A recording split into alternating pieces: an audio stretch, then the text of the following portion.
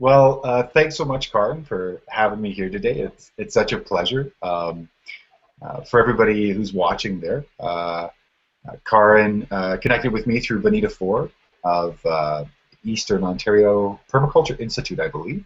Mhm. And Bonita's wonderful practitioner over on the east coast of Canada, and we met down at the International Permaculture Convergence. And she, I believe, is a guest on your program, a guest on the Right. Grow Your Permaculture Thrivelihood, which is a 6-month intensive cohort of women who are wanting to create their permaculture business. Yes, So and I was so excited when Bonita connected me with you because so much of the work that we'll be doing is around finding our niche. And I love that you've put that into a framework. And thanks so much for taking the time today to share it with my cohort. it's my pleasure. Totally my pleasure.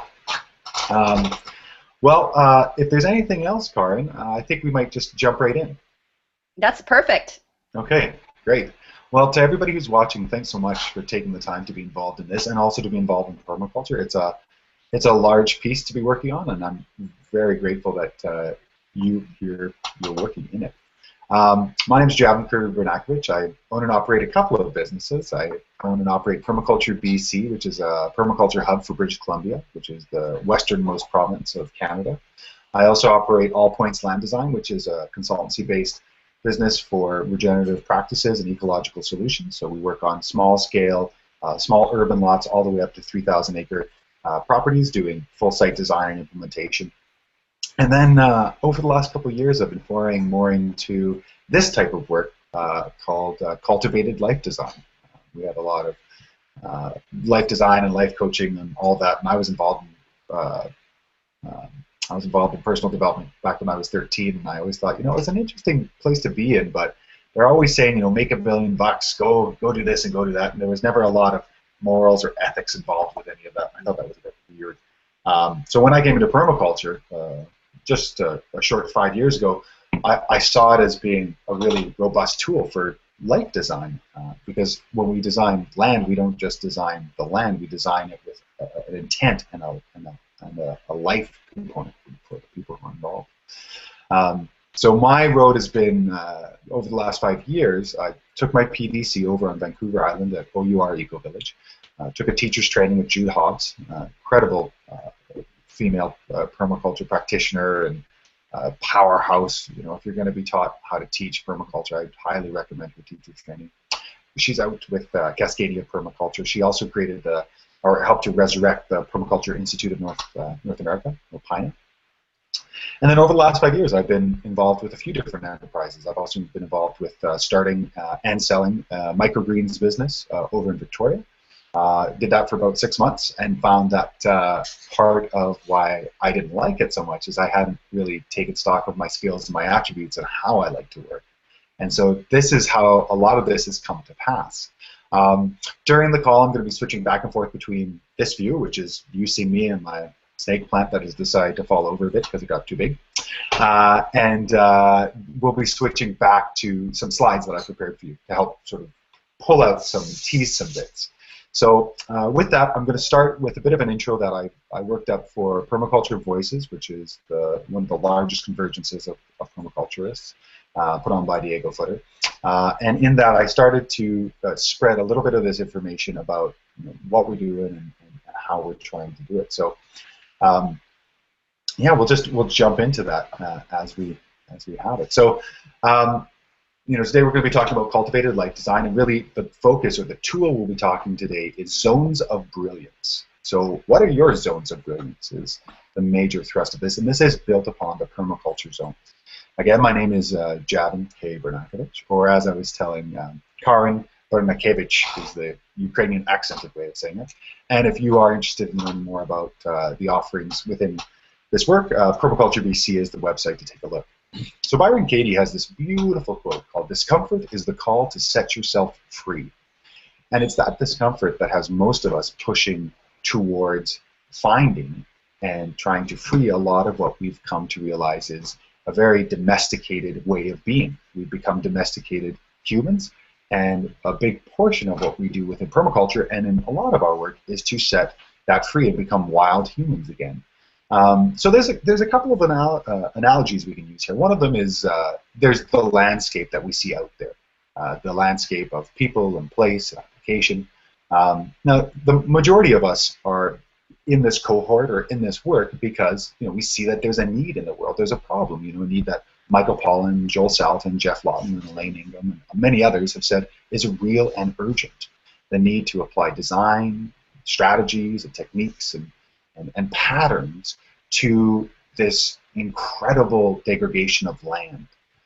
And if this is the case, if, as we've read and we've seen, that there is no place on Earth that is not degraded, that does not have some sort of degradation, be it loss of culture, loss of language, loss of biodiversity, loss of ecological functionality, it means that we need to get to work. It means it's all hands on deck. We need absolutely everybody at their highest capacity.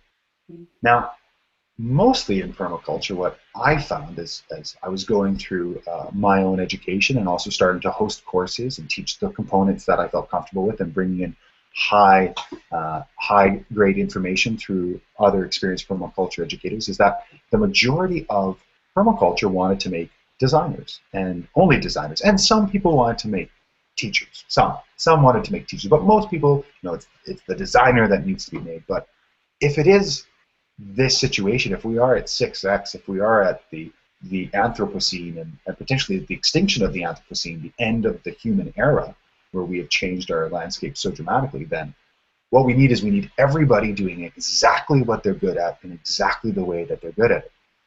So that means we need, as one gentleman came up to me after Permaculture Voices, we need people who are as robust in their understandings of permaculture to be as robust as their skills. So he was a mechanic, and he came up to me after Permaculture Voices.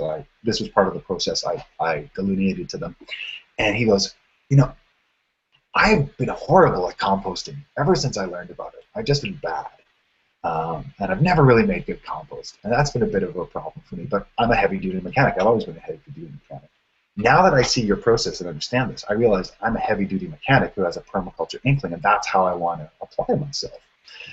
And just seeing his excitement out of this whole process and the freedom he had around this, it was a pretty special thing to see, because not everybody does that. Not everybody understands that they can be exactly who they need to be, and they just need to retool a bit. So getting back to our idea here about all hands on deck, if we go back to that landscape idea, the big question, and this is a question I've asked a few people, Darren Doherty and others, and we all tend to agree, what's the most limiting factor in your design? We talk about this in permaculture, the limiting factor. What is the most limiting factor in your design, in your life design, in your business design? Well, that would be your personal energy. That would be the direction that your personal energy takes, because although it's regenerative and it's a renewable resource, it is limited. And if we apply it in different places, it tends to become a degraded aspect. So it's that human landscape we want to take a look at. And far being it from having sheep that graze all over our noggin, the big thing we need to realize is, how do we know a human landscape is degraded? Well, probably that we're alive, because we've been through this cog box mentality in education, where the K-12 education and the post-secondary education is really to create consumers. It's to create a consumer culture. This anti-participatory isolationism, where we do not interact, where we isolate ourselves so that way we consume each other and we consume everything so we can meet our needs. That's king. And that's why permaculture has in its roots that the most important thing, the prime directive, is to take responsibility for ourselves and for that of our children. And after that, we have the ethics. So Karin and I were talking a bit about having information structures, or structures to hang information on. Well, this is one of those pieces.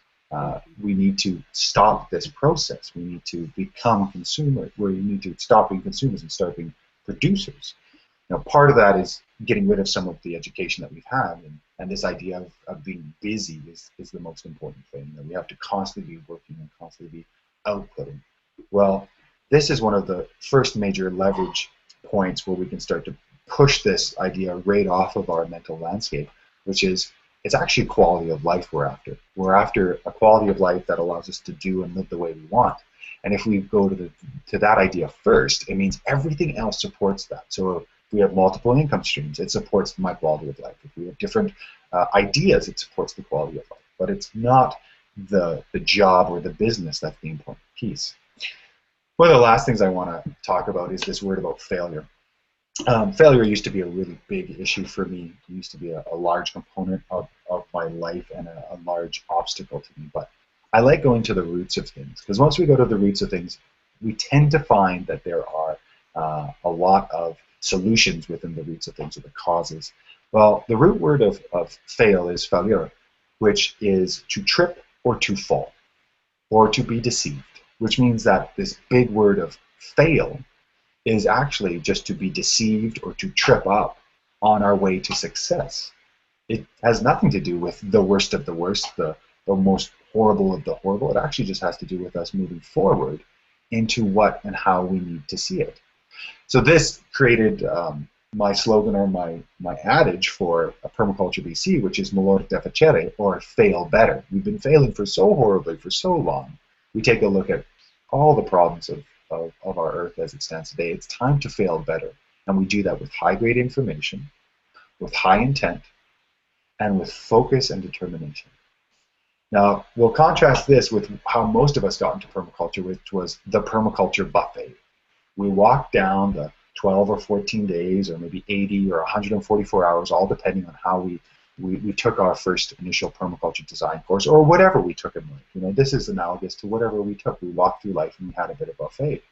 And there's some leavings left over from that. There's some things that have been eaten. But what I found in teaching and hosting permaculture design courses is that at the end of the design course, there was a few people, most of them, but a few people who were pretty driven, and they would go on to maybe do something. You know, out of 25, 35 students, maybe one or two. Well, most of them would do what Toby Hemingway calls the big yellow dog of permaculture, which is they'd go up to their family members after it was all done. They'd be like, hey, I want to tell you about permaculture. Let me just shake all this off on you.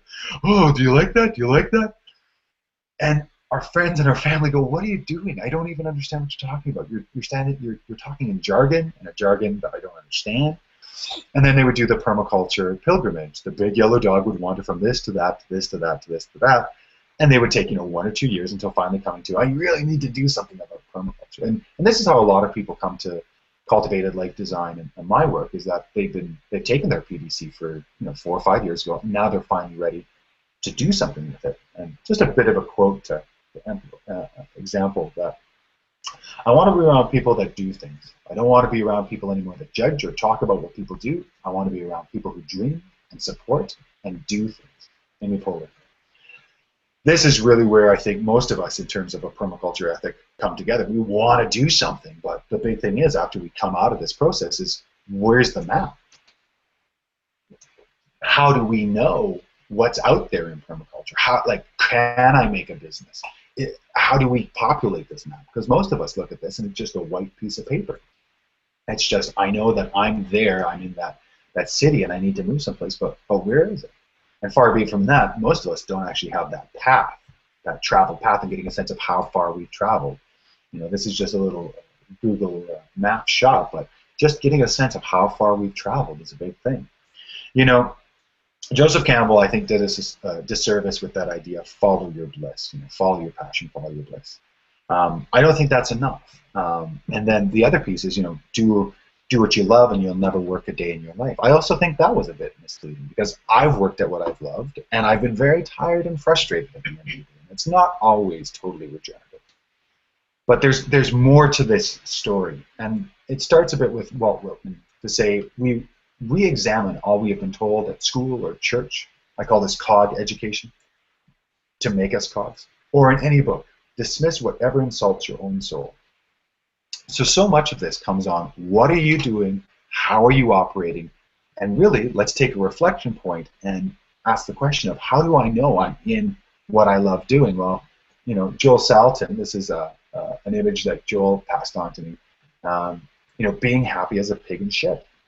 Being in that place, being in that zone of brilliance, that's a pig at its highest biological imperative, or as Joel Salatin would say, highest biological imperative. It's about placing ourselves in the aspect, in the environment, with the materials that we know we can do incredible things with, just exceptional things. And so the two most important days of our lives are the day we were born and the day we find out why. What are we here to do? What is our aspects to do? And the reason why I have so many quotes, the reason why I have so many of these pieces is we have the ability to make friends with the imminent dead. That's to say, we can go back through time and we can pick up the people who have been most influential, and we can make friends with them by reading them and connecting with them and understanding different operational systems. This is standing on the shoulders of giants, those who have come before. And one person, a few people who came before, were David Holmgren and Bill Mollison. And these two folks put together permaculture, right? They put together permaculture in '78 as a thesis project for David Holmgren. And they pulled out all these really interesting pieces. One of them was, analysis of an element. And guess what? You are an element. You have needs, you have products and behaviors, and you have intrinsic characteristics that allow you to be your function. Because each one of us has a biological imperative, a biological function. So at this point, a lot of people who've been in permaculture go, okay, that's great, but like, how do I get a job? Well, sorry, your dream job in permaculture doesn't exist. You have to create it. I was talking with Ryan Hill, a poker player turned permaculture aid worker. There's a niche in and of itself, who works with Jeff Lawton with the Muslim Aid Society, who's going to Yemen, and they're helping to resettle 500,000 refugees in Yemen, in these refugee camps. That's a big niche. That's a place for somebody to really apply themselves. So if your dream job doesn't exist, if you have to create it, well, how do you do that? Well, this is where the process I developed it comes into play. It's called Cultivated Life Design. It includes permaculture, it includes personal development, it includes classic business design. It includes a lot of different pieces. Now, in talking with Karin really wanted me to focus in on this zones of brilliance piece, which is, if we take a look at this circle, it's observation, assessment, and problems within that three function piece. Well, just to give you an example, on the left is Lindsay Meads, who came with myself and Ron Barazan to Cuba last year. We run a 3-week permaculture design course down in Cuba. 2 weeks of farm design and tours and eating and breeding amazing cultural fare from the Cubans, and also just connecting with each other. And so there's 2 points I want you to take from the slide. One is, what is the resolution of the tools you're working with? That's called an optical sight level she's holding there, and that's a foldable leveling rod that Mary's holding there. And this is a great tool. This is a great tool for under 25 feet.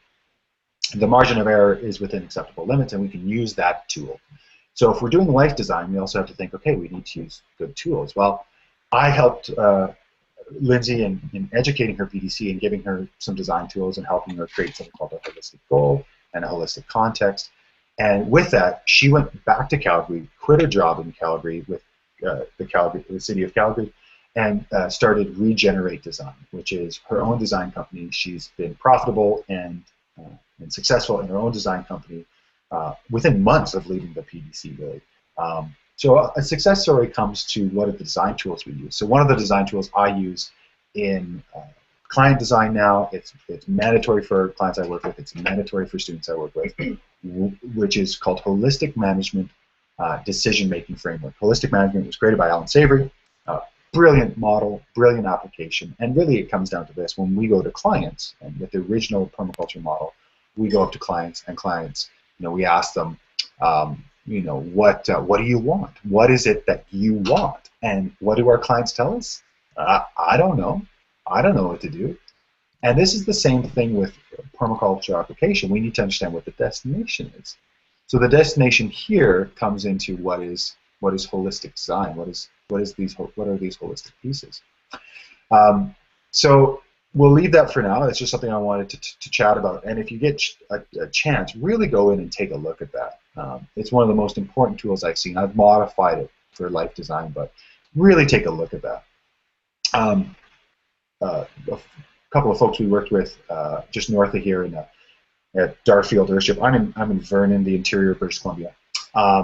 They told us, Sandra Burkholder and Chris Ratzman, they said our holistic management decision-making framework is the most important tool on the farm. So I really encourage people to take a look at that. We put in the initial landscape there and started their food production system. But what we're going to talk about today, we're going to talk about this major piece here, this functionality piece, and we're just going to make it as simple as possible. So what are these three pieces we're going to take a look at? Well, we're going to take a look at what are your skills, attributes, and traits, what are your interests, and what are the local world problems that you see, and where those three overlap. This is that Venn diagram, and I was on a call with Living the New Economy founder Nicole Moore yesterday, and she made a good point. She's like, "Who's Venn?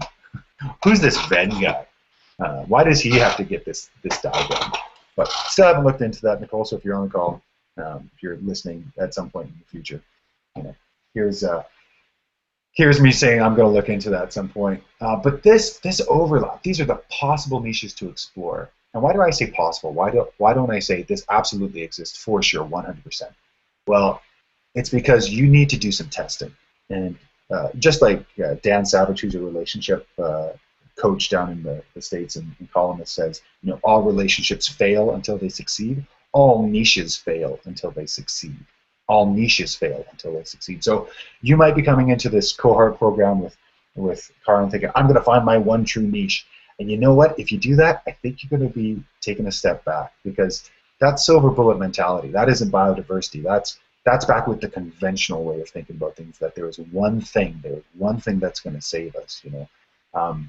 And you have to realize there's going to be multiple niches. You know, one of the business advisors that I chose for my business said, your first business is preparation for your second business, which is preparation for your third business. If you really are interested in becoming a producer, you're going to have multiple businesses. It's just the name of the game. But you get better at every single one, I can guarantee it. So what's this process I developed called Zones of Brilliance all about? Well, it was a way to help students in a permaculture design course synthesize and filter everything they learned about and all that they were, and all the things they saw that were a problem in the world, and to really take that up and be able to find out what exactly ignited them, what exactly totally fired them up. So I created this process called Zones of Brilliance, and it's based upon the zones of permaculture. So the zones of permaculture are about frequency of visitation and the needs of each of these different aspects. Where are we going to be, and where are these different elements within the landscape? And I was looking at this one day and I said, well, how do we apply that to people? You know, if we are in zone 0, if we are the center of all initiative in our designs, how do we use that? How do we apply that in a larger context? How do we use all that we have at our disposal? How do we use all of our gifts, all of our talents, and really be able to show up completely with value, not to just other people, but to ourselves? How do we show up with everything we are and really help people to understand that here's this great thing I have, I really want to show it to people, I really want people to understand it. How do we do that? Well, permaculture is this interesting system to hang information off of. I love how Karin says that. It's so brilliant. Like, we need these informational structures to hang pieces of information off of. So zones is a way to do that. It's basically an energy transaction or an energy audit system. And if you remember in your PDC, and maybe you got taught this or not, I don't know, but there's that first energy audit of regenerative, generative, and degenerative. Regenerative, we have more than what we had before. Generative, the same as what we had before. Also, synonym for that is sustainable, right? We need to move beyond sustainability, because I don't want to sustain this culture. This is not a culture I want to be sustainable. I want to be regenerative first and then sustainable. I don't want to have this going on forever. And then below that we have degenerative, less than we had before. The great thing about this energy transaction, these three pieces, it's a quick model that we can apply to anything and really how to come back to us quickly. Is this useful? Is this not useful? You know, where's it going? I was teaching a junior high class about permaculture, and they were great. You know, you talk to them about plants, they kind of look at you a little weird. We've been so removed from nature throughout our lives that, you know, they don't quite understand when I give them examples that use plants. So I said, well, you're in junior high, you've got a lot of hormones, you've got some of the largest drugs running through your system that propel you, testosterone and estrogen, and serotonin and like you've got dopamine, you've got all these chemicals running through your body. You probably have a lot of emotions going on. And they all said, yeah, it's really emotional. It's very true. A lot of turmoil. I said, okay, I remember that a bit. So I said, so do you have anybody in your life that you find is regenerative? You have a conversation with them and you're just totally on cloud nine afterwards, and they all go, yeah. Okay, great. Do you have anybody that you have a conversation with and it's kind of like, oh, that was all right, and a lot of them were like, mostly our teachers, which is again a great reflection on COG education and how we need to move beyond COG education. And then I said, well, how about degenerative? And they all kind of looked at me and they said, yeah, there's a lot of vampires, a lot of emotional vampires. Whenever I do my invitation of junior high kids, they always end up as surfers. So if you're a surfer, it's not against you. It's just but they really had this process where they go, yeah, so okay, I get it. So regenerative, generative, and degenerative. And say, so what do we want to invest in? We want to invest in, and this is the same order of investment of resources within the permaculture framework. We invest in resources that produce, just like in regenerative, we invest in things that produce first and foremost. So why would we go searching for skills? Why would we go searching for interests that we might not actually like? One of the number one questions I always got asked when I was doing my introductory to permaculture conversations, which was, what do we grow? What should we grow? I always thought it was a weird question. What do you eat? What business should we make? What business do you enjoy? I don't like business. Don't make a business. Yeah, but I have to. No, you don't. You will waste all of your energy doing that. Don't do that. That's not for you. And this is how we start to take this zone concept and we start to apply it to life. So we put 1 unit of resource into this framework of zones, into zone 1, and we get 10 back. We put 1 unit of resource into zone 5. I mean, this departs from the permaculture idea of zones, but and we sometimes get a tenth of that back. So we get 10 cents on the dollar we invest, or we get 10 cents, tenth of the calorie we invest. Because really, what we're talking about is return on energy investment. What do we put in, and what do we get out? I like doing these talks. I like this type of work. I like this cultivated life design stuff. I've always liked it. When I was a kid, I did this with friends in junior high. I like solving their problems, and it has to do with how I was raised and the problems I worked at. Casey Caroline talks about our greatest wound is our greatest strength.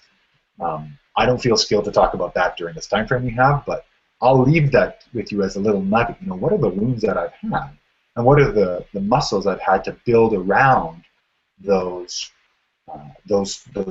issues. So a little bit of disclosure here. I think it's important because when we go into this work, we really have to be quite honest with ourselves. I was highly depressed for about 12, 13 years. I was suicidally depressed, so more so.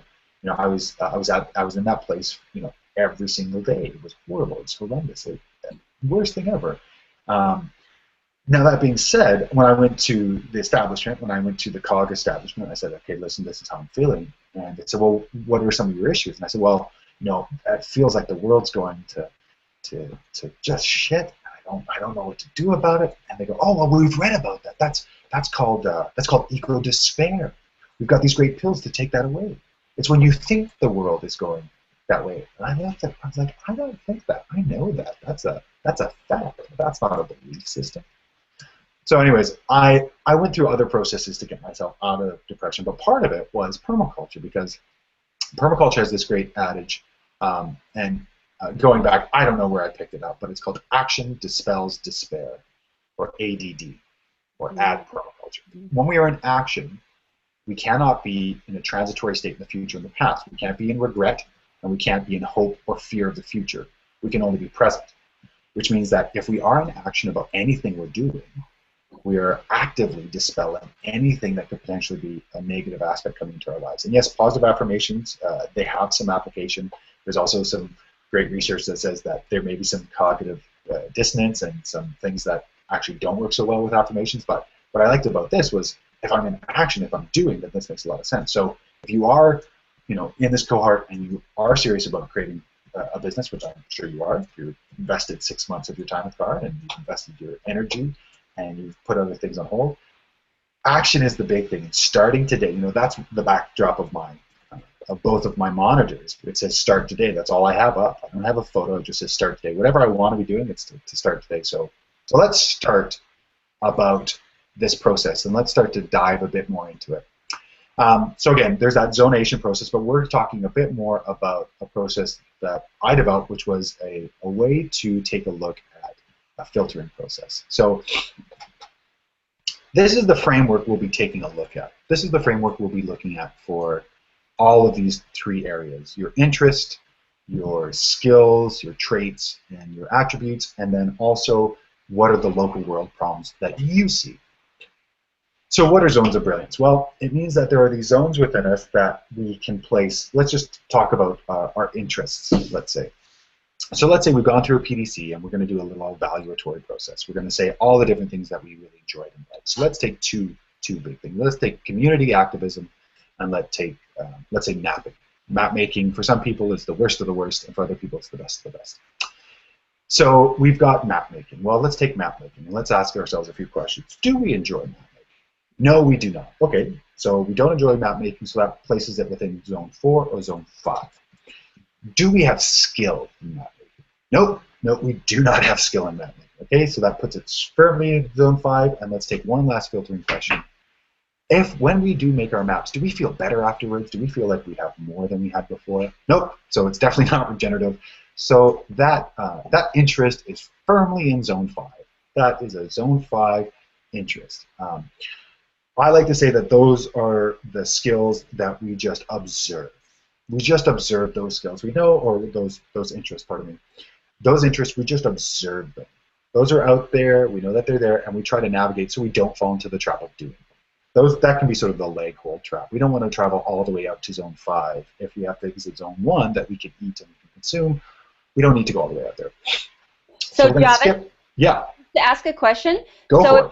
If I enjoy mapping and I don't have the skill, but I do find it regenerative, then it would be in my zone 2, correct? Yeah, for sure. And I'm just noticing right now, for some reason, that this says zone 1, 2, 2, 4, 5. Huh. So for anybody playing the home game, it should read zone 1, 2, 3, 4, 5, and we'll see if the other ones have done that as well. Okay, so yeah, so in that, then what I just said, that example would be zone 3, actually. Yeah, it would be sort of 3, 4. Yeah, okay. For sure.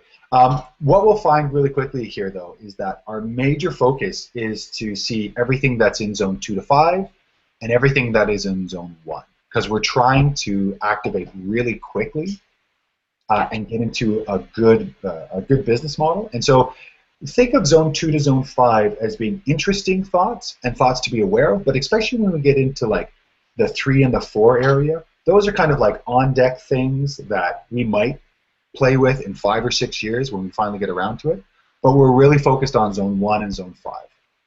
Great. And so just to clarify again with this, so anything that's in blue means I do enjoy it or I do have skills.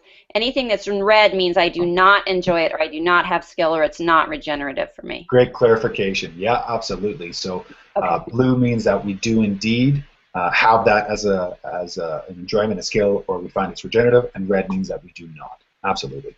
Okay, great. Thanks for that, Karin. Thank you. So let's say community activism, for example, and generating and connecting with people. Do we enjoy it? Yes, we do. Do we have a lot of skill in it? Yes, we do. Do we find it totally regenerative? Yes, we do. Then that's something we should start be doing and working with. So for an example here, Lila Darwish, who wrote Earth Repair through interviewing the major components of Earth Repair all around the world, and is now actively leading workshops in it. And she also works with community activism and has been a big proponent of the success of a lot of the activism on the west coast of Canada right now, with all of the blockades and the pipelines and Burnaby Mountain most recently. She was one of the very early testers. She was one of my early guinea pigs with this process a couple years back before she wrote Earth Repair, and we went through this process. We went through this zone 1 to 5, and she found that mapping was out here and community activism was here. Well, what was so interesting is she had this thing where she thought she really should be a good mapper, and I got to tell you, even I have some skill in mapping, to be sure, but I'm not an amazing mapper by any stretch of the imagination, and definitely graphically so. I actually send my rough copies to somebody else, and they render them and they send them back to me, because I would rather guild with somebody who's amazing like that than take up, 1 unit of resource, put it into computer-generated rendering of map making, and only get a tenth back. Whereas if I work at this with you folks, or if I work in generating designs and sketches and send a picture to my map maker, and he sends them back and he makes them look beautiful and makes me look beautiful, that's fantastic. So same thing with Lila. She was saying, I really don't like map making. So we had this great conversation where I said, well, don't map make anymore. And she goes, well, doesn't that mean I'm not a permaculturalist? She had this sort of air about it. And I said, no, absolutely not. And she's gone on. It's interesting now that she's done this other work. She's gone on to really see, there's a great appreciation for map making. So it's also about kind of putting aside limiting beliefs. And I don't know if Karen's going to be touching upon that in the cohort, but it looks like she's nodding, so I would say yes, she is. But this is also a great assessing tool to see where our limiting beliefs exist, because as we move from 2 to 5, we can really use it as well as a great indication tool. We can use it as a litmus test to say, okay, so where are our limiting beliefs? Where do those things exist, and how can I address them? And that's, of course, that's a whole other piece, a whole other aspect about how we do it and why we do it. So jumping back here again, I just wanted to jump back into the idea that we can have these interests, we can have these ideas, these aspects, and we can sort them. And the 3 questions we're asking is, once we get an interest, do I enjoy it? Do I have skill in it? And do I find it regenerative? Because it gives us a place to start our search for one of our many niches. So the big idea here is to generate these lists, of our skills, our attributes, our traits, our interests, and then the local world problems we see. And I'll explain why those are so important. So within zones of skills, attributes, and traits, there's a lot of ways to do this. And I have my own expanded version, and I'm sure Karen has hers as well. And we also have our own. But there are a few questions we can ask ourselves as we are going throughout this question of asking, what are my skills?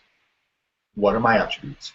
And what are my traits? And I don't care how you arrive at your list. If it's astrology, if it's zodiac, if it's listening to what your parents told and had stories about you as you were a kid, I think that's probably one of the most accurate. If you think back to when you were at Thanksgiving and Christmas, what did your extended family say about you when you were younger? I find that's a very attuned moment, because they like you, they care for you, but they're also sort of this unbiased third party that just go, oh, Javin's a big ham. He's a ham. He's a bit of an artist. He's kind of introverted. And to know it on the screen and to see me present, you'd be like, oh, he's an extrovert. No, not at all. I'm a big introvert. I love being by myself for many stretches. That's how I get my energy. But I like performing. I'm a performing introvert. I've never read anything on it. I just know that's what I am. I like performing. I like singing. I like dancing. I like giving this all to you folks. And then I like to say bye. It's been lots of fun. I'm not the guy who continually connects. That's not what I do. But that's a trait. That is a trait and an attribute of me, which means that as opportunity comes into my holistic context, and this goes back to the holistic management decision-making framework, which I highly recommend people work with. It's such a high-resolution tool. I can balance that. I can say, does that work for who I am as an attribute? And one of my attributes is, I'm a performing introvert. We were recently approached by a production company to do a permaculture, your backyard makeover TV show. And it kind of works with my personality to perform solidly for a little bit and then to not. As long as I don't have to do like tours and stuff, I don't know where it's going to go. There's so many opportunities out there, but it works with who I am. It works with my holistic context. And so part of this is through Karen described the process to me that sounds like it's going to generate a lot of that. Understand what your holistic context is. Understand how you operate and create the situation. So how do we do this? So one idea is to think about back or ask your extended family. Don't ask your parents just yet. Kind of use your aunts and uncles first and your grandparents and other kids and say, what do you remember about me when I was a kid? And then move to your parents. They're a little bit too close to home. And the second piece is to do what's called an inquiry dyad. which means wrangle your spouse or wrangle somebody else who holds your dreams precious. Now, not everybody holds our dreams precious. We can give our dreams to many people, and sometimes they're like, "That was lame. Don't tell me about that." We don't talk to those people about this. We need people who will cultivate our dreams and our thoughts. That's a whole other process as well about how to pick those people. But use your best guess, use your best intuition, and find those people who will hold your dreams precious, and then ask them, bait them with lunch, trade some beer, wine, whatever you drink. But have an energy exchange and say, listen, I really want to work with you. And what I want you to do is sit down with me for 15 minutes via Skype, via one-on-one. A dyad is basically facing each other, uncrossed arms, uncrossed legs, knees to knees, close enough, as long as your personal situation allows. And ask this question. They are only allowed to ask this one question, and they're note-taking. And the only thing they're able to say is this question and to thank you for what you have to say. That's it. That's all they can say. And what they're asking you is, what are your skills, what are your attributes, and what are your traits? And you get to sit there stumped, and you get to go, oh, I don't know. And for those people who think that I don't know is, again, like failure, one of these things we need to be afraid of, I don't know is your body's way of saying, I haven't thought about that yet, give me a second. And feel free to replace I don't know with, I haven't thought about that, give me a second to think about it. Because that also starts to change the programming language within ourselves. I don't know about that. I'll have to think about that for a second. And when we do that, we start to produce an incredible amount of information. I've delivered this program usually within a 2.5 hour time block with PDC students, and basically we sit there and having two students dialogue with each other when mostly there's just been this talking head at them, and they're like, I don't know, and there's something magical that happens at that 5-minute mark when you've been saying I don't know for 5 minutes, and they start going, well, I think I'm pretty good at this, and I'm pretty good at that. And I kind of have this weird quirk where I work really well late at night. I'm kind of a night owl that way, and I got that way in university, but I never really got back to it because I got a 9-to-5 job. Well, that's zone one, just being like, I'd really like you to listen to me, because if you put an hour of work into me in the evening, you're going to get 10 units back. If you put an hour of work into me in the morning, you're going to be sucking energy out of you. A colleague of mine. Yeah, go ahead. Real quick, I wanted to ask, how do you differentiate between attributes and traits? Do you have a... Yeah, great. So the question is, how do we differentiate between attributes and traits? It's a good question. Two ways of looking at this. One way is, and I find this a lot with German students. It's happened to me many times. I'll give like a continuum of things, and the German students will say, how do you delineate? How do you put one in one and one in the other? And then I'll have other students who are like, skills just doesn't quite encompass everything I want to put in there. So two answers to this. One is attributes and traits are a way for us to be a bit more inclusive, and not only to include hard skills like I can speak, I can talk on the fly, but also to add an attribute like I'm a performing introvert, and then a trait like I really like being in front of camera, I really like operating within the situation. So you could kind of talk about an attribute as something that is inherent within oneself. It's something that is core to the zone zero. It's core to how we operate and what we do. A trait is more how we express ourselves, or the way we express ourselves.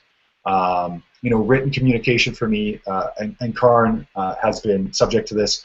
I go into a really weird weird place when I write, and I write as if I'm a bit of a robot, and it's like my emails, people have told me for a long time, I don't come across with a lot of emotion in my writing, which is something, instead of trying to build all this emotion in my writing, I just don't really write. I do videos because I can do a video quickly, and I'm a pretty expressive guy when I do a video. I don't need to do that. So if that helps, you can think of a skill as a hard thing I know how to do. I can type.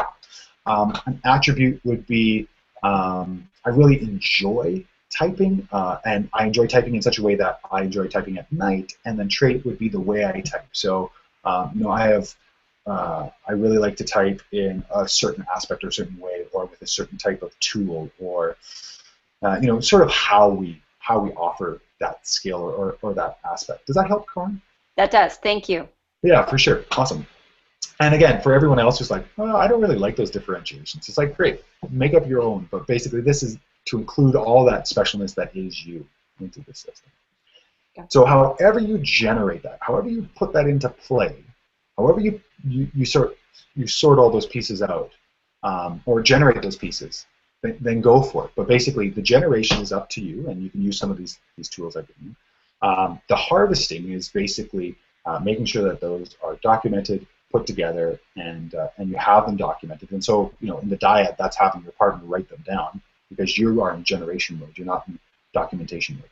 And then the sorting is asking yourself those three questions. And the way I do this is I have a full list of all the things we've generated. So it's your raw, your gross list, gross and net. And so gross is what we have totally coming in. Net is the sorted filter or the expenses.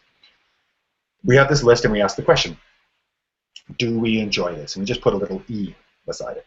And then we go down and we just go E, E, E, no, no, no, E, E, E. And we ask, do I have skill in this? Do I have some sort of competency in this? And we go S, S, S, S, S, S, S, S, S, S. And then we go down again and we ask this question, which is, when I do this, and this takes some time and some thought. And when I was doing the online training of this program last year, I had folks say, this is a lot of work.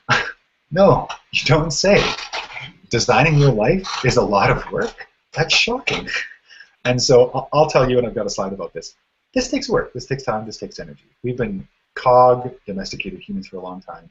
It takes a lot of work to break out of that, and then it takes a lot of work to do this work. So all I can say is take the time, dedicate the time, turn off the phones, turn off the notifications, tell the kids they need to take a hike for a little bit, and the spouses and all the rest of it, and the friends, and just say, I'm going to dedicate myself to this for an hour and a half.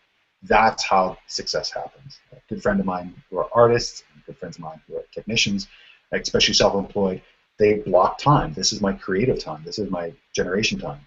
But take the time to do this. This is how we become successful. Create this process, filter this process, and when folks say, great, so this is static, right? I'm done this? No. Life design doesn't get to stop, not until you're in the ground. You continually work at this every single day. So, my zones of skills, attributes, and traits, I have an organic document that constantly gets updated. And I create time for it every month. I go back to this once it's been created, and I go through it again. I say, okay, what's missing? What did I learn about myself this month? And let's be honest, we invest into our houses, our cars, but we don't invest into ourselves. And it's the most important thing we can do. It is to read, to make friends with the imminent dead, and to really connect with who and how we operate. So hopefully that little moment helped you folks give a little bit push in the right direction. As an educator in high school once told me, a kick in the ass is still a step in the right direction. So with that, I'll mosey on to friends of mine, Rob and Michelle Avis of Verge Permaculture. Rob runs just a brilliant PDC. It's really a business-focused PDC for designers who are creating design consultancies. And great PDC, huge amount of value you get for the price point. And Rob's an engineer by trade. He likes being an engineer. He's an engineer through and through. When you're taught by him, you're like, I'm being taught by an engineer. He teaches in Calgary, which if folks know of Montana and Texas, sometimes I feel like Alberta was a one-night stand between Montana and Texas, like bigger, better buck and lone, rugged mountain man. And then Calgary is like a distillation of that. So high corporate culture, go, go, go, bigger, better buck, lots of professionalism. And that's what Rob delivers. We've all been into permaculture courses that maybe were a little bit more on the I don't want to say unprofessional, but maybe a little bit more on the wishy-washy, whatever. But a consummate professional. So what am I getting at? What am I driving at? Rob runs a very professional PDC. He runs it like an engineer would. And he had a huge amount of people who were coming through his PDC and loving it. He had a few people who didn't, and they left, which is great, because all of this is about sorting out our clientele, and I'll get to that in a second. But what he found is as he started to offer facilitation techniques and reflection techniques and harvesting techniques, things that Karin and I in our line of work, we do quite a lot, people really started to say, what are you doing? This isn't the PDC I signed up for. I signed up for a professional, technically focused PDC. And so what's so interesting about him is that he realized that his attribute, one of his greatest zones of brilliance, was who he was, and people loved that about him. So he retooled a couple of years back, and he went back to his format, intensified the technical aspect, and really drove that home. And he just becomes more and more and more and more loved for what he does. which is a great example here. And you know, the slide isn't here, but it's coming up. But your perspective is the most unique asset you have. It is the most unique and valuable asset you have. Your perspective, how you view the world, most unique aspect. I love doing this work with people. I love playing with and working with people and how they want to be and act and be in this world. It's something I love. Not everybody does. I love helping people show up with value. I love helping people understand this. Um, I'm not a photovoltaic installer. I'm not. I tried it out. I'm not that guy. And I don't want to be that guy because that guy takes a lot of energy. So Rob and Michelle are a great example of you know, how to create this. If you want to visit them, that's vergepermaculture.com. Rob and Michelle Avis. Um, so let's go back to it. Zones of interest. So as we go through our permaculture buffet or life, you know, I've got a friend of mine who now uses this model in her university for her students. And I've been approached by other universities, University of Michigan, to help them with their career design program. How do we do this? So you could take any interest, and in the orthodox permaculture, you know, we have the 14 pieces. We have state of the world, concepts and themes, methods of design, patterns of understanding. But you could break out each of these. And so in a 6-week permaculture intensive that I worked with over at Salt Spring Island, every day we'd review this with the students. We would say, okay, so let's talk about trees. What did we learn about trees today? And they would pull it out. They pull out all the different interests of trees. Trees, perennials, perennial trees that are nitrogen fixing, pruning, cuttings, propagation. You really need to pull this out. And so again, this could be a process that you do with other people, or again in your diet, especially with other people who are permaculture. But pull out these pieces and really get a sense of the landscape. This is getting a sense of the map of permaculture. And again, what we'll do is we'll go back to the zones of interest, and we'll take something just like we were talking about with Lila. Take mapping, for example. And where does mapping fit for me? Or if you're doing this not with permaculture, if you're doing this with your life, just take your interests. Karin asked me when we were talking about this. She said, you know, how does this help people get down to really what they want? And that's this process. This is a filtering mechanism. This is a sieve, and we drop all of our thoughts and our ideas at the top, or the bottom, and it filters up or filters down, all depending on what direction you want to think of it here. And things land in different zones. And so, yeah, a lot of people, and I totally see this now that it does say 1, 2, 2, 4, 5. So anyways, for anybody who's just jumping on here, it's 1, 2, 3, 4, 5. And yeah, kind of interesting. But all these different pieces are what we need to focus on. And really the biggest things to focus on are zone 1. What are the things that we enjoy, we have skill and regenerative in? Zone 5, so we avoid them. And then zone 4, I'll talk about zone 4 now, just because it's a good time to do it. I call this in case of emergency break glass, or when necessary. So I have a skill, I can do resume editing, writing, and refinement. It's a skill I garnered in university. I can do it really well. I can't say I like it, but I can do it. Which means I have a skill that I can break in need of emergency. I can produce income for myself on my road to my business if necessary. I can also drywall. If you ask me the number one smell I hate in this world, it would be drywall dust. That is the number one smell I dislike. I've worked with human manure. I've worked with septic gray water systems, which is very gross, so I will tell you this now. But drywall dust is the one thing I never want to smell again in my life. Which means that it's a zone 4. I have competency in it. I can do it, but I don't like it. So why do we do this whole process? Again, come back to the basics. It's to get a sense of what your inventory is. What are all the pieces you have in your life so you can see them laid out and you can go, okay, I can see that these make sense. And when we put these things together, it's amazing how quickly niches form, and especially when you work with somebody else, they can really see it quicker than you can. Because we're far too close to it. So again, go through the process of generating what are all the interests and what are all the skills or attributes or aspects of you or your interest in your work, and that could be in permaculture, outside of permaculture. It doesn't have to be confined to permaculture. Say you're interested in holistic management. Well, all depending on who you talk to, that's involved in permaculture or that's not involved in permaculture. The big thing here is just to really itemize and get a sense of, okay, what are all the pieces I'm looking at? And one way to do that is to go through the orthodox permaculture curriculum, go through and get a sense of all these different pieces. You know, for example, I love design, I love patterns, I love climate, I love trees, I love water, I love soil. I love all of these things, but what are the things that I'm really good at, what are the things I really have competency in and enjoy. I love doing broad scale design.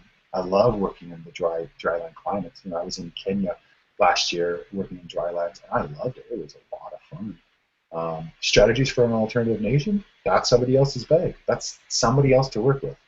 It's just not what I do or do well, and so I respect it and I guild, just like in permaculture, we guild with other people, we guild with people. And I'd argue that probably the folks in your cohort, or for anybody else who's viewing, there are people around you that could really support you. And as an example, my my good friend and also my graphic artist, Christopher Heffley, we were talking a couple of years back, and we started talking about a permaculture T-shirt company. We started talking about what would that look like, and so he created a very clever name called Permaculture. I created a little business out of it, made a bunch of different shirts. I've worn this one and a few others on many occasions, and created a great little business out of it. Just a super business because that was his interest. He's a graphic designer through and through, and he realized that after 2 PDCs and going to Cuba and doing all these trips, he does that design for himself. It's not something he's really interested in doing for other people. So how we express our design and how we express what we do, that's really important as well. Okay, let's jump into local world problems. Unless, Karen, you had any questions about what we just ran through? Yes, I wanted just to clarify, you've taken us through a couple different lenses, and one of them just now was looking at the permaculture curriculum. Mm-hmm. And I know that this is the third one, the zones of local world problems. What were they again, just so I can keep the framework straight in my Sure. head? So there's 3 specifically, and we'll pop through this so we can just go back to it. So we've got skills, attributes, and traits. So that's one of these filtering sieves we're gonna run our interests through. There's the interests sieve as well. So we're going to filter through our interests and have them come out as well. And then local world problems. So this is the triumvirate of these 3 different filters we're going to come down to. Great. That helps a lot to see the visual. Thank you. Absolutely. Anything else? No, I'm thinking about the process that I'm taking my students from, and one of the processes that I've had them do is honoring what's present. And so that's where they are writing down all the skills that they've developed through any part of their life. Experiences, attributes, and traits go in there wonderfully. And so it will be great on next Tuesday to take them through and do the exercise, the E, the S, and the R, and have them put that on their list. And we can also add in the interest part. I can see how that would make sense. So that's great. And we were talking yesterday on our call about what are unfilled niches in permaculture and brainstorming some of those things. Mm-hmm. So I think that fits nicely with the local world problems. Yeah, absolutely. And that generation moment, that brainstorm between a bunch of people is great, because more often than not, what people generate isn't for themselves, it's for somebody else in the cohort. And that's why it's so important to have everybody involved, because they're going to think of something new or put something into play. They're going to see how it filters out. Yeah, it was so wonderful to see how the big mind, when we put our minds together as one, as the Haudenosaunee region, what's possible. Yeah, exactly. Perfect. Well, shall we continue on into local world problems? That's great. Okay, awesome. So we'll just zoom forward here again. And we'll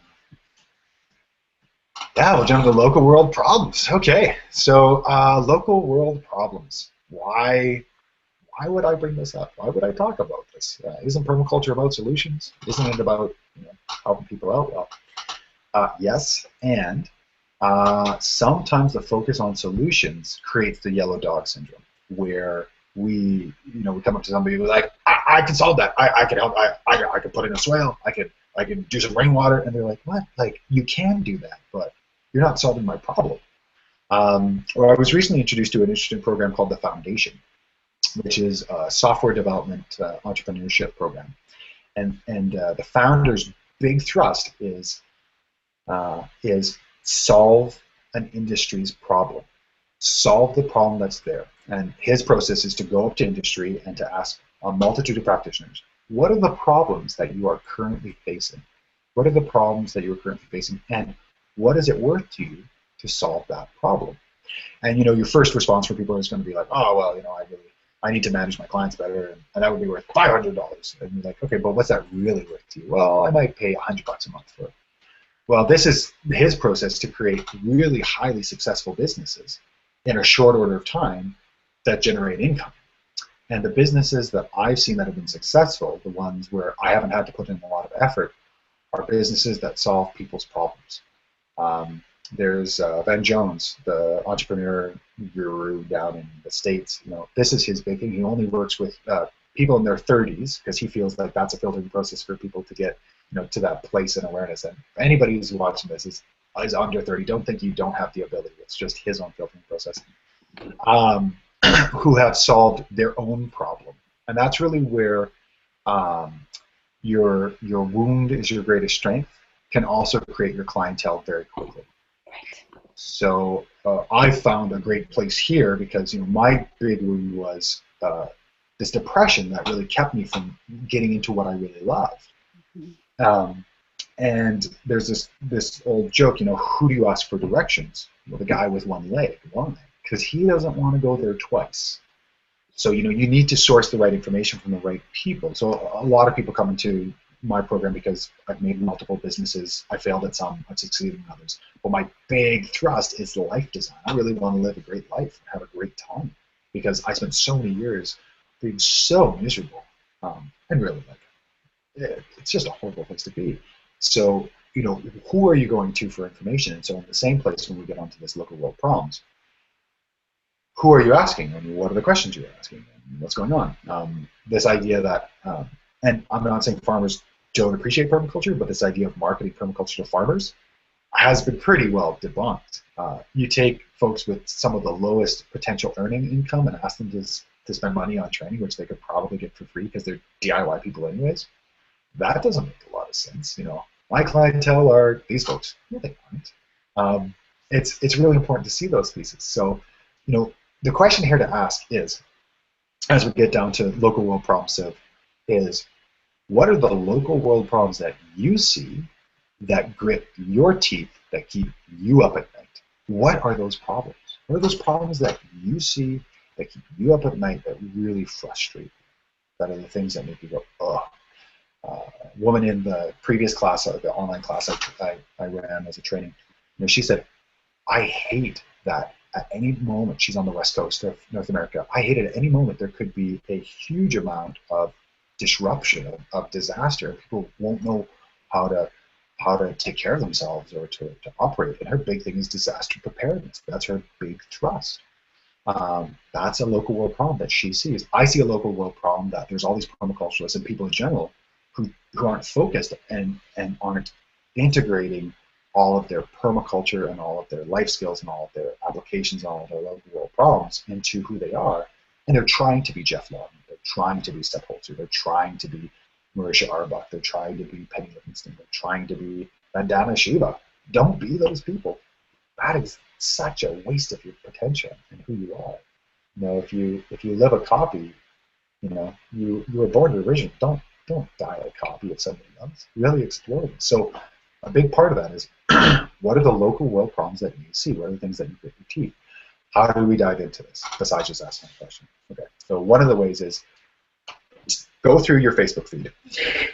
If you're a Facebooker, if you're a social media, and see what you're posting. That's one way to do it. Go through, what have I posted over the last year or last year? What are the trends? What are the trends of what I'm always really angsty about? Another question is to ask your immediate circle of friends, your immediate family, what is the subject matter that they are most worried you will get onto, and it will be a leg trap that they will never be able to get out from? What are the things that you talk your ear off about them, or you visit your self-righteousness upon them? I was a bit of a recycling vehement supporter for many years, still am. It's something that I see, which means reusing, recycling, upcycling, all those things I love. Those are things that really get me going. My family really helped me out and showed me that those are the things that are my local world problems. So it's one of those ways to turn our self-righteousness around and actually create something beautiful out of it, create something that's actually quite gorgeous out of it. And then again, run it through the sieve process. So recycling, I enjoy it. I have skill in it. I find it regenerative. Awesome. Another local world problem I see: people unput together or unable to activate. I enjoy it. I have skill in it. I have regenerative in it. I can be even more specific. And here's the $2,000 secret about this process. The more specific you can be, the more useful this is. So when we land design now, we're finally at a place in permaculture and also in regenerative land care and the agrarian platform. And if you're into land design, there's all these platforms now. We're finally at the place where metrics, baseline metrics, is one of the most important things we can have. This is baseline metrics for you. This is baseline metrics to understand where you are and what you're doing. This is taking soil samples. This is taking tissue samples of yourself and knowing where and what you do, right? Colleague and friend who's a soil scientist and evolutionary biologist, her big piece about this was, always have baseline data, always have baseline data. She came through the process as well, and now with this baseline data, she's really focused on what she's doing. It's beautiful and brilliant to see. You're saying our inventory, once we go through the filtering process, becomes our baseline data for ourselves. That is then evolving. You got it. As of December 17th or as of December, right? And that's why it's baseline data, because all along this process, we go back, we revisit. So if you haven't created a routine or a culture of checking in with yourself in a structured way, then what you're doing is just anecdotal life design, which for some people, and I used to live on the west coast of Canada, and for some people when I told them this, that sort of ephemeral spirit was like, you can't tell me what to put down, you can't tell me the baseline data, that totally crushes my spirit. I'm like, well, then don't do it. This is the great thing about all of this. This is buyer beware. This is test this out to see if this works for you. If this isn't the tool for you, find another tool. I'm not saying this is the end all be it all, but Karin, you're absolutely correct. This is baseline data, an inventory of baseline data that is a snapshot in time. It's not your forever. Great. Yeah. Any other questions about that? Nope, that seems good. Okay. So local world problems. What are your local world problems? What do you see? What do you clip out? Another way to take a look at it is, especially if you're doing a surf on Facebook, or you're just doing a surf on Reddit or any of those websites that are aggregators, what are you constantly opening up, and what are the multitude of browsers? What is the theme? If we are permaculture designers, we're always looking for the pattern. We're looking for what is the emergence that's coming. Mm-hmm. Right? We don't do permaculture, we arrive at permaculture. This is arriving at your own personal inner landscape permaculture. Mm-hmm. So that aspect of zones of brilliance, of your zones of skills, attributes, and traits, your zones of interest, and your zones of local world problems, they come together in this triumvirate. And this is that cartoon I was talking about. Your perspective is unique and your biggest asset.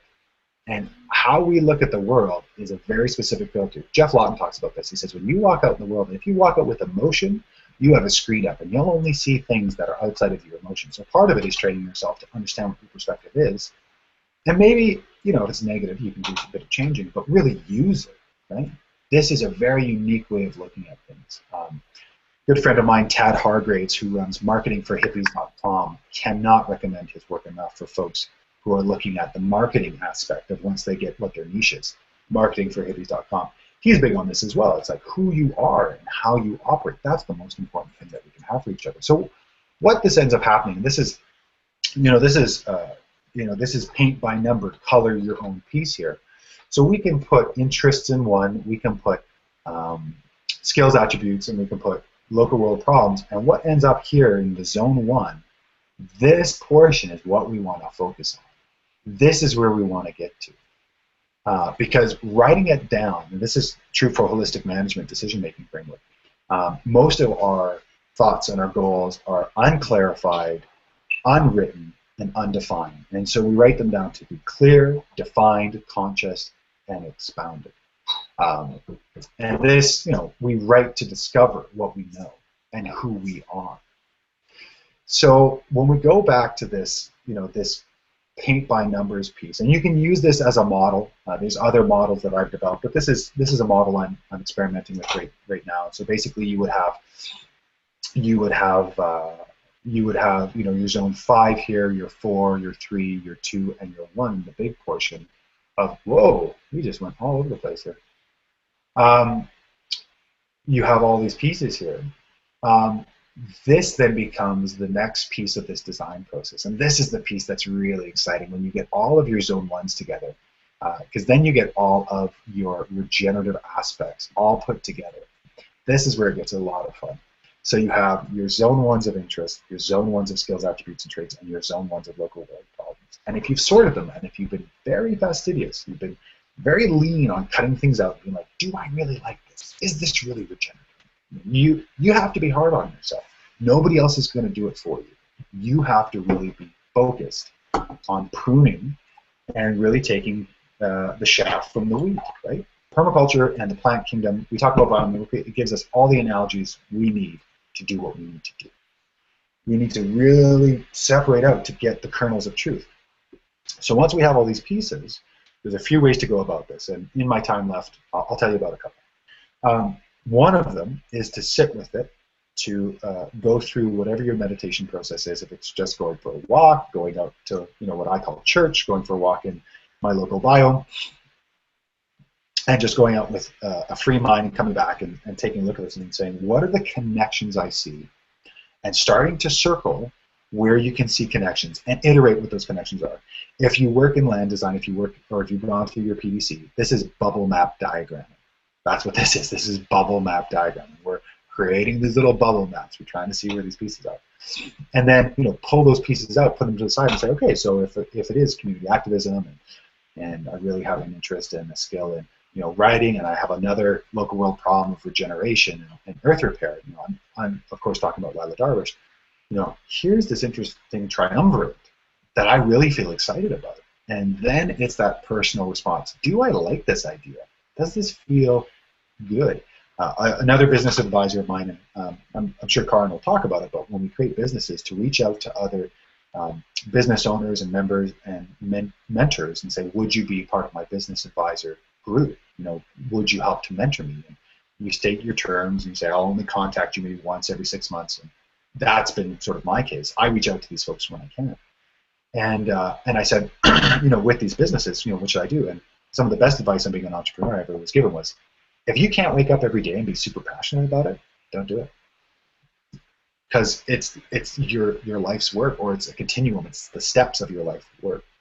And that first business, that first step, if you're this small, if you're this high, right, you're this tall, and this is the step, you can't see step 4, but you can see step 1. So it's like getting onto that first business and saying, okay, that's really interesting. I wonder what's going to happen next. Oh, I can see more as we walk up these steps. Mm-hmm. That's what this niche function is.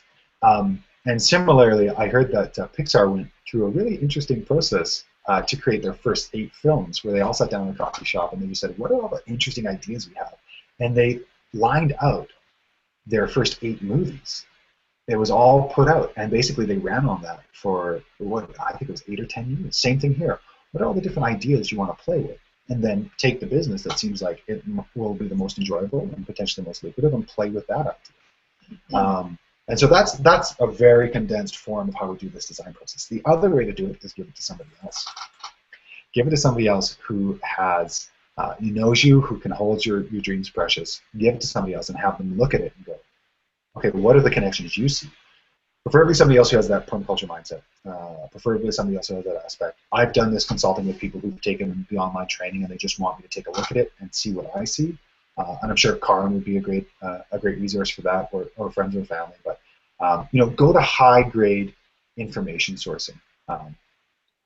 George Bernard Shaw had this great quote that most people really think once or twice a year, like seriously think about something. Mostly it's autopilot. And he made a great living out of thinking once or twice a week. And that's what we're talking about here. We're talking about sitting down and thinking about this. So give this over to somebody else, see if they can make these connections. So what happens after this process? So I've made this niche connection. I've zoned into what I might try out. So there's 2 processes here, which we'll iterate quickly. One is to define success. And it's something that I think is important for everyone to do. If you haven't done it yet for your participation in your cohort, ask yourself, what does success mean for me at the end of 6 months? What does it feel like? What does it look like? What have I experienced? What have I not experienced? What am I ready for? Really get a sense of that. And that's what that holistic management decision-making process is for. But similarly, if this would be your niche, like if your niche would be, well, let's pull a bunch of stuff out of thin air. It's kind of like improv. I like working with goats. I like working on people's land. And a local world problem I see is brush, is overgrowing of brush in utility corridors. Well, the connection there could be you run a rent-a-goat business to the local utility company. You test pilot on these different areas, and you get a sense of what that might be. So what does success look like for you? Well, in a year, I want to have at least 3 clients. I'm making at least $500, $600 a month. The goats are local celebrities, which if folks have played with business design before, making your business a mascot or making your conversation a mascot. And for those people who are looking to tell really good stories, I refer you to Ian McKenzie and his Crowdfunding 101 series. If you look up those 2 pieces, you'll get a beautiful, beautiful online 2-hour presentation from Ian McKenzie talking about how to tell your story and tell it well. And he's talking about crowdfunding, so maybe crowdfunding is a part of your business design, but he's amazing about saying you're actually the guide, and the person in the story that you're telling is your ideal demographic, your ideal client. And that's a beautiful way to take a look at storytelling. So get a sense of what success looks like, tangibly, physically. I really like using what's called the 8 Forms of Capital by Ethan Rowland and Gregory Landua, Regenerative Enterprise. It's a great inventory system. I use it with clients all the time. So you could take a look at that and say, okay, so what does it look fiscally? What does it look like in my living capital, my social capital, my cultural capital, my spiritual capital, my material, experiential, intellectual? Those are the 8 forms of capital, because the triple bottom line isn't enough anymore. And then get a sense of what that looks like. And then here's where another permaculture design comes into play, another permaculture design tool, backcasting. And this is a great tool. If this is success, what happens the day before success? What happens the week before? What happens the month before? What happens the quarter before? What happens 6 months? What happens a year before? And so I did this process with a student in 6-week PDC. And her big idea was she wanted to have a working farm that had examples of her landscape design business, had propagation, and was running workshops. And we designed her entire business. This was great. We designed her entire business in an hour. The whole business was designed in an hour. And this is the big focus on business models versus business plans. Business plans are static. Business models are malleable, and they work with you. So we went through this whole process. We said, what do you have to do? And we went from patterns to details. We said, what do you have to do a quarter before, a quarter before, a quarter before, a quarter before? What do you have to do a month before? What do you have to do a week before? What do you have to do a day before? We got to like 10 days before her success point. And truth be told, 8 months after she finished that course, and she started the day after the course, her farm was done. She had everything in place. She was focused, laser. She put out what you wanted to the world. If you believe in the secret, or you just believe in the fact that you tell people what you want and they help you out with it, and that's actually a bit more tangible than saying there's cosmic forces. If that turns you off, I'm Albertan. That doesn't always work for me, so I have to be a bit more practical. Out on the coast, I'm a hippie, or pardon me, out on the coast, I'm a redneck. In Alberta, I'm the hippie. I'm a man without a province now, or a state, if you want to use the nomenclature of Americans. But what's so interesting about that is she had it. And another business, Edible Earth and Designs, landscaping company I helped mentor, they're into their business now. And it's really about using these really specific formats to get people to where they're going, if they work for you. I'm not saying that this works for everybody. And to make that claim, I think if anybody makes that claim, you need to be aware that they're a little bit silver bullet mentality-ish, and they're probably not in the biodiversity that you're looking for. Mm-hmm. So what are these systems? We have our SIV system, which is attributes, skills, traits, interests, and local world problems. We ask if it is enjoyable. We ask if we have skill in it. We ask if it's regenerative. We sort those pieces out. We generate those on the outset. We sort those pieces out that come into the middle. Once those pieces are in the middle, then what we do is we get a chance to pass that off to somebody else or to take a look at it ourselves with fresh eyes. How do we look at things with fresh eyes? Um, I'm not. I don't teach meditation. The only thing I do is I try to count to 100 internally in my head, deep breathing. If I screw up, if I forget, if I start entertaining a thought, I go back to 0. That's how I clear my mind. I'm not saying I'm amazing at any of this. I'm just saying this is what's worked for me. I get to 100, and then I work on a project, or I walk into a piece of land. That's how I set my observation lens. That's how I put my permaculture goggles on, right? And once my permaculture goggles are on for my life, then I take a look at this process. If you take a bath, if you listen to heavy metal music, as my design collaborator does, nicest guy in the world, loves heavy metal rock where you can't even hear what they're saying. That's what he listens to. That's how he gets into his space. Whatever your muse is, however you get there, that's how you get there. Take a look at that piece. See if you can see connections. Bubble map diagram. What are the connections here? How do I see these things? And then have an evaluatory process. How do I feel about this? Does this make me excited? If it doesn't make you excited, mark an X through it. That's not for you. If you get through this whole process and all you see is X's, that's a very interesting situation. And that comes into probably the generation process. So if you find that there's not something there, that can be a feedback piece. So you froze up briefly right after you said the bubble map diagram, just so you... Okay, great. So now that we are unfrozen, the bubble map diagram, once we get those pieces together, take that and have a personal connection with it. Yeah, is this enjoyable? Is this something I could wake up and do for a year, for 2 years? You know, when I started the microgreens business, I looked at it and I said, I could do that for a year. I only did it for 6 months, so I already had a good understanding. But when I ran it through a matrix to see if it was regenerative, generative, or degenerative, the best case scenario was we lost money and we learned a ton about production-based businesses, because that's a whole different business, right? I was in service business before that. I was in education before that. I was in construction before that. But this was the first time I produced something, food, and I sold it to other people, and we had this exchange. So that's a way to get those niches piece. And then once you have that idea about what that might be, and you're super excited about it, and that's the green light. If you're not excited about it, don't do it. Futurecast, do this backcasting piece. What does success look like for you in the outset? You know, what does it look like to you? How does it operate? And then really get a sense about, you know, is this what I want to be doing? Is this where I want to be? And how am I going to operate with this? And I'm going to put up sort of the bigger process that I work with people, just to give folks a sense about where I'm headed here. So we can see here, you know, the motivation is really what and how you do. The destination is the holistic management piece. This right here is what we're talking about. This is the niche piece. The design piece is taking those pieces, putting them together. You have to define your success, backcast what are we doing from patterns to details at, you know, large increments of time, and then we get into something called high-grade info. Mm-hmm. So I worked with a great mentor who said, we can do anything in the world if you have high-grade information, you have a high intent, and you have an incredible amount of focus.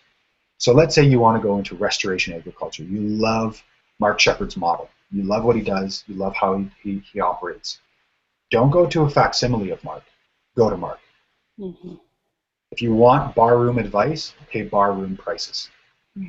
If you want high-grade information, pay high-grade prices. When I created the microgreens business, I went over to Vancouver. I went over to the Food Peddlers, which is one of the first microgreens businesses in Canada.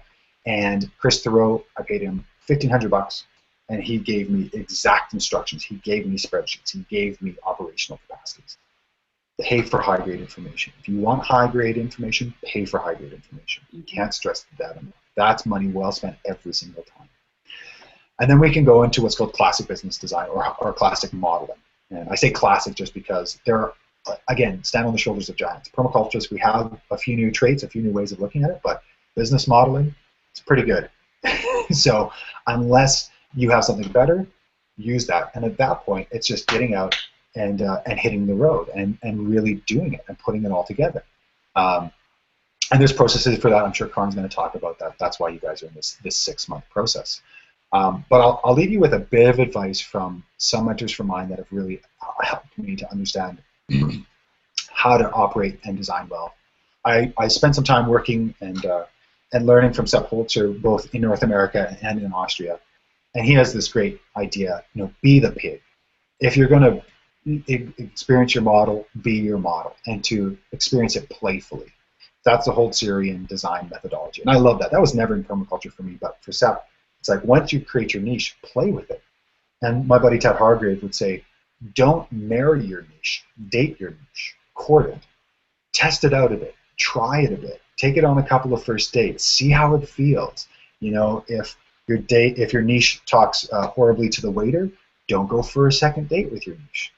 If your niche doesn't make you super happy and you don't walk away being like, that was a lot of fun, you need to let that niche go. There are other niches in the sea. Let that go. That's not for you right now. Because this process of going what we think is a straight line is actually a pretty circuitous route. It takes us in a multitude of different ways. And so I'll leave you before I open up for a few questions from Karin, or if anybody's emailed Karin with questions, I'll just open it up with, this is my mantra for life. I've got a few, but this is my favorite, which is to wake up, kick ass, and repeat on a daily basis. And this works for me because a kick in the pants is a step in the right direction. So if folks do want to know more about my work, it's permaculturebc.com. If folks want to take a look at some of the trainings or other things that come up that could be complementary to what Karin's doing, that'd be great. Or if folks just want to touch base and let me know how people felt about this process, I'd love to hear feedback. I love developing this. I'm going to be at Permaculture Voices 2 this year in March. I'm going to be giving this expanded program. I'm also going to be offering a much larger training program, and I also do one-on-one consulting. I don't know what it is about the New Year's, but the resolution people for life design are coming out of the woodwork, and it was really hard for me actually to schedule a call with Karin because I've been on the phone pretty much nonstop for the last week setting people up with cultivated life design. So I really appreciate, Karin, for you to take the time to make all this work. It's beautiful and brilliant to be able to work with people like yourself who are making these great programs to help a cohort that you obviously like working with, your niche people, my people, women who are interested in business and putting them together. I really want to applaud you. Seeing more women in this work and being able to support them is just such a privilege for me. So thank you very much. I really appreciate it. Thanks, Javin. Thanks. This has been wonderful to see how you lay out the niching. It's so complementary to the process that I'm taking the women through. And a couple things that came up for me as you were speaking especially about action. One of the things that I learned in my coaching program that I'm going to definitely emphasize for the women is we're going to do all this niching work, and then I'm going to get them to action. Because I really do believe that alchemy is in the action. So getting out there and, talking to mentors, getting the best information possible, that type of thing. Not actually thinking about it, overthinking, doesn't really get you to action. Yeah. So, the great thing about the interviews is that was my aim, to get them some access to the highest grade information they could. And one of the things I was thinking about this leads into a question is, so for me, my niche, I love training. I love working with people and doing education. I love questioning mental models and creating new paradigms. Yeah. I don't love sitting at the computer. Okay? So had I done this niche thing, it might have looked different. But what I tell folks is, what's your niche for now? I could very much see myself developing leadership, green entrepreneurship for women retreats that have a lot of body and movement and yoga that would just take this niche to another level. So just wondering, what you think about when you find out, oh, there's something in that niche that I love that, like, I don't love that one part that comes with the territory. So I was wondering if you have anything to say about that. Oh, yeah, for sure. I really do. And for anybody who's watching on the YouTube streaming channel, I just wanted to put out a bit of a commentary. We got some time. If folks want to ask us a question, you can email Karin, or you can email me at javin@permaculturebc.com. I've got my email up right now, so if folks do have a question and they can't get through the car or something, and they just want to throw it up. We'll be up for, I don't know, 10 or 15 minutes. So that's such a great question. The niche for now, right? It's that whole idea. If you can't find Mr. Right, find Mr. Right now. If you can't find my niche, find niche now. Niche is really interesting because niche comes from a French word, which is nest, right? What is the nest? And I like thinking about it that way because as we grow and as we come out of our fledgling self, the niche that brought us to that place is no longer the niche that can hold us because we have grown.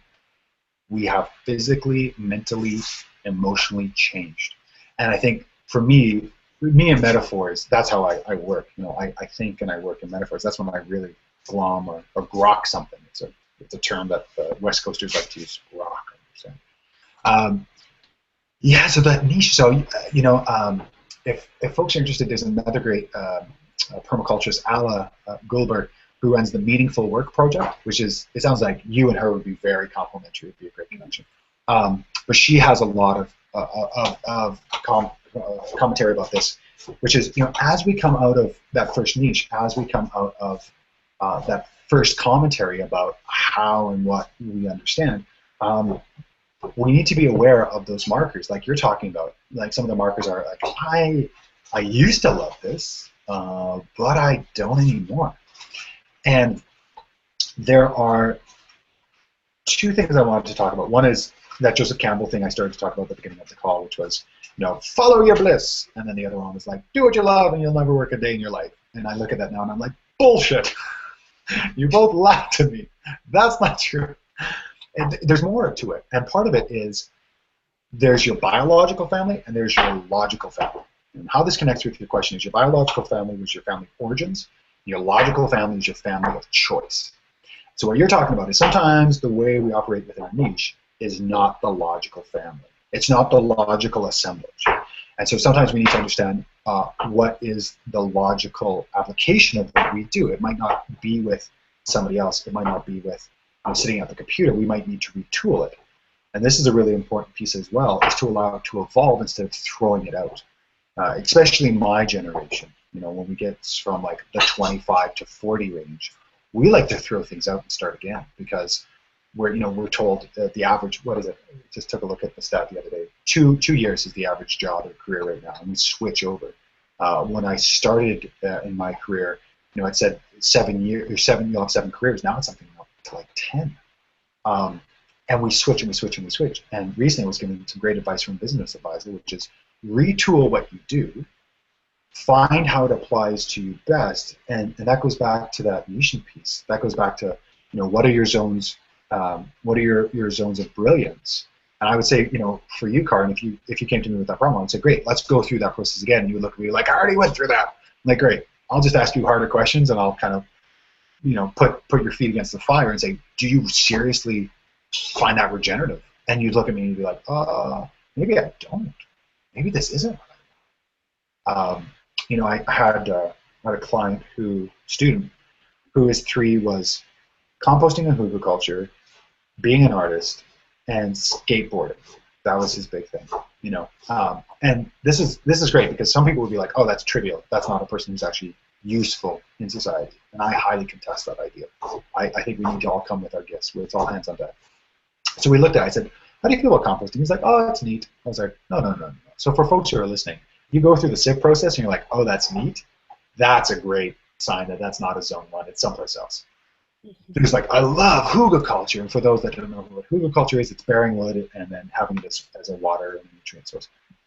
Lots of videos on that on my YouTube channel.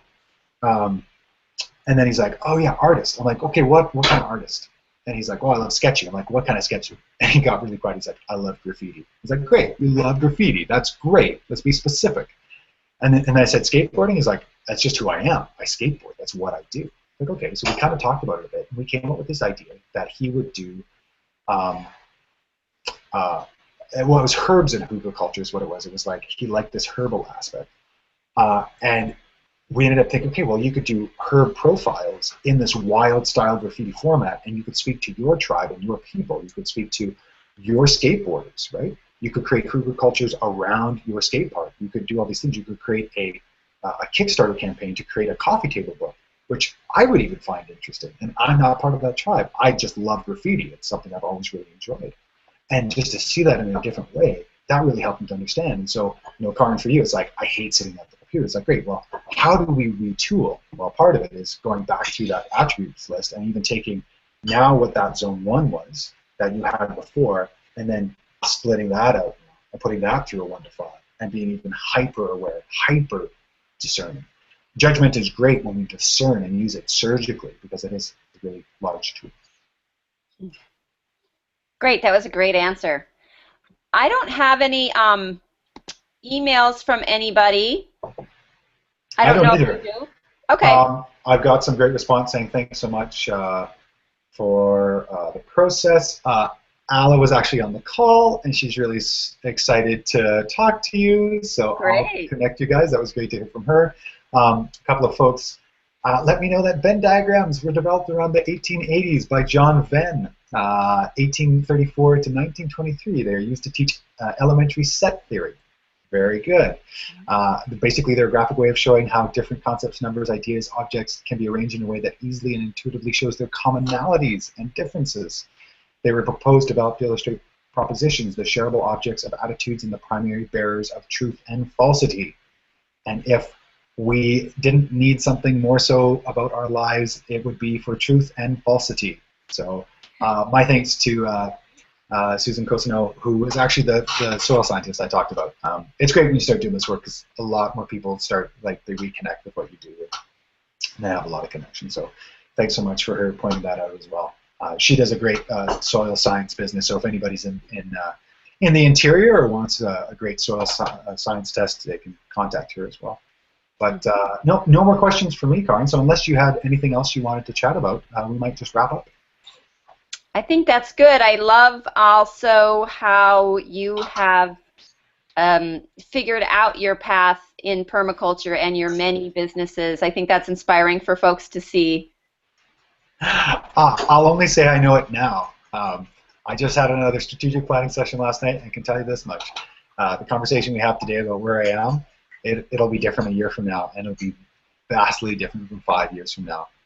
That's the great thing about permaculture and just this field, is that you can always go deeper, you can always go a little bit further. That's so true. Well, I'll wish you the best, and we'll stay connected, Javin. Thanks so much, Karin. For everybody else, be fruitful, multiply, and I hope to see you somewhere out on the field. Bye now. Thank you, Javin. Bye-bye.